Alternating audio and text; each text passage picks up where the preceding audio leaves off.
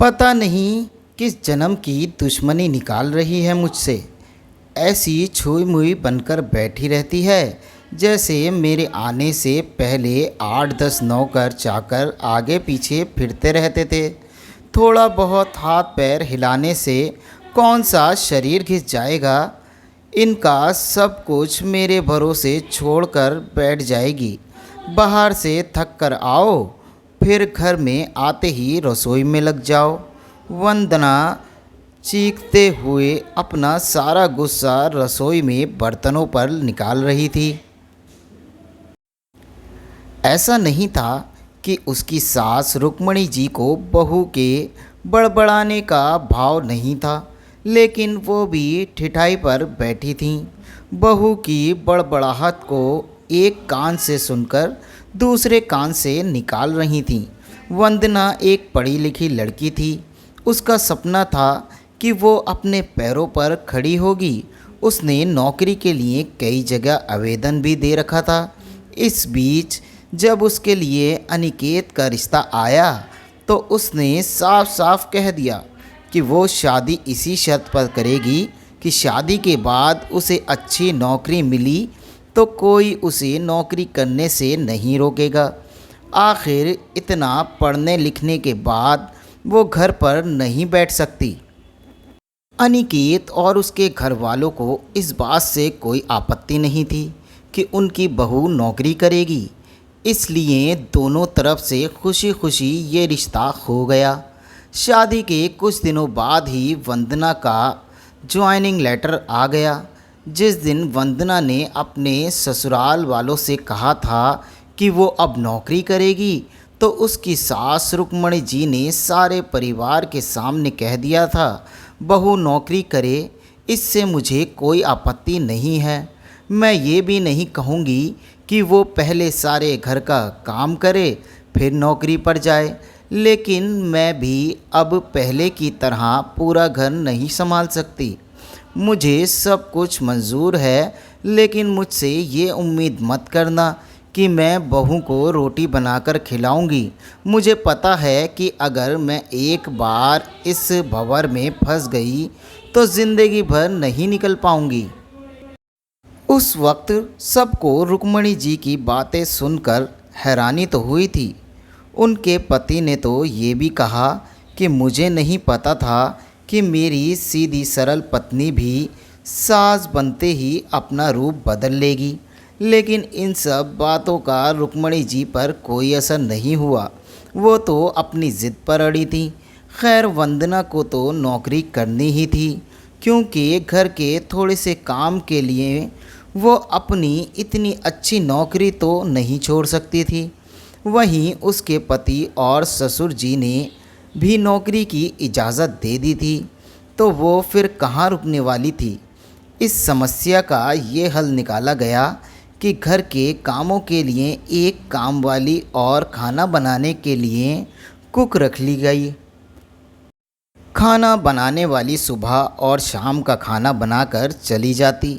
वंदना का काम था ऑफिस से आकर खाना परोसना। यूं ही दिन निकल रहे थे। वंदना की शादी को 2 साल हो चुके थे। अब तो वंदना और बाकी सब घर वालों को इस रूटीन की आदत हो गई थी, लेकिन मुश्किल तो तब होती थी जब कभी खाना बनाने वाली छुट्टी ले लेती थी। ऐसा ही कुछ इन 2 दिनों से हो रहा था, जिस कारण से वंदना सिजी हुई थी। ऑफिस से आकर रोटियां बनाना उसे बहुत बड़ा बोझ लगता था। वैसे तो रुक्मणी जी इन दिनों में सब्जियां काट कर बना देती थीं, लेकिन बहू के ऑफिस से आने के बाद रसोई में झांकती भी नहीं थीं।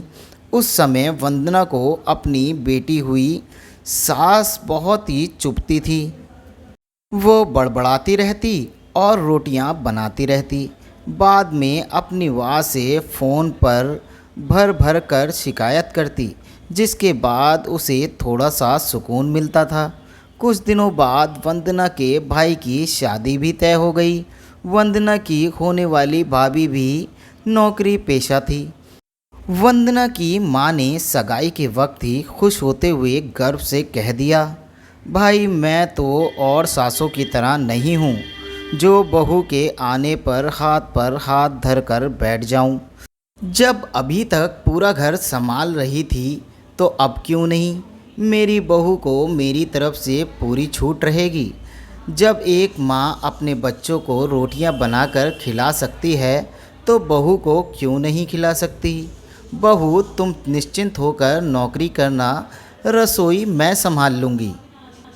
वंदना की माँ के उच्च विचार सुनकर उसकी होने वाली भाभी का पूरा परिवार और खुद वंदना भी गदगद हो गई। वाह माँ, आप कितने बड़े दिल की हैं। काश मेरी सास भी आपकी तरह होती, लेकिन मेरी किस्मत में ये सुख कहाँ। मेरी सास को तो बस हुक्म चलाना आता है। मुझे गर्व है कि मेरी माँ इतने खुले विचारों की है। अपनी चिड़चिड़ाहट निकालते हुए वंदना बोली। कुछ दिनों में ही वंदना के भाई की शादी हो गई और कुछ दिन के बाद ही वंदना की भाभी ने अपनी नौकरी ज्वाइन कर ली। वंदना की माँ भी अपनी बहू को हथेलियों पर रखती थी। सुबह उसका नाश्ता, टिफ़िन, फिर रात का खाना भी तैयार करती थी। अपने हाथों से परोस कर सबको खाना खिलाती थी। उनकी बहू भी मम्मी जी करती हुई अपनी पसंद नापसंद बताती रहती थी, जिसे वंदना की माँ बड़े चाव से पूरा करने में लगी रहती थी। खुशी खुशी दिन बीत रहे थे, लेकिन ये प्रक्रिया धीरे धीरे अब उदासीनता में बदल रही थी। वंदना की भाभी को अब कुछ भी ना करने की आदत पड़ गई थी। एक दिन जब वंदना फ़ोन पर अपनी माँ से बात कर रही थी तो उसकी माँ बस रो पड़ी। बेटा, मैं इतना करती हूँ तेरी भाभी के लिए, फिर भी उसे मेरी कद्र नहीं। अरे मेरी दी हुई छूट अब मुझ पर ही भारी पड़ने लगी है। क्या हुआ माँ, आप ऐसे क्यों बोल रही हैं। आप तो भाभी का मुझसे भी ज़्यादा ध्यान रखती हैं।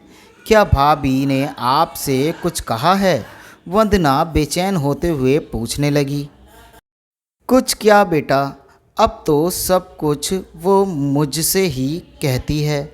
ऑफिस से आने के बाद एक गिलास पानी के लिए भी मुझे आवाज़ देती है। नाश्ते में थोड़ी देर हो जाए तो मदद करने के बजाय गुस्सा होकर यूं ही बिना खाए पिए चली जाती है। आखिर मेरा भी कुछ आत्मसम्मान है या नहीं।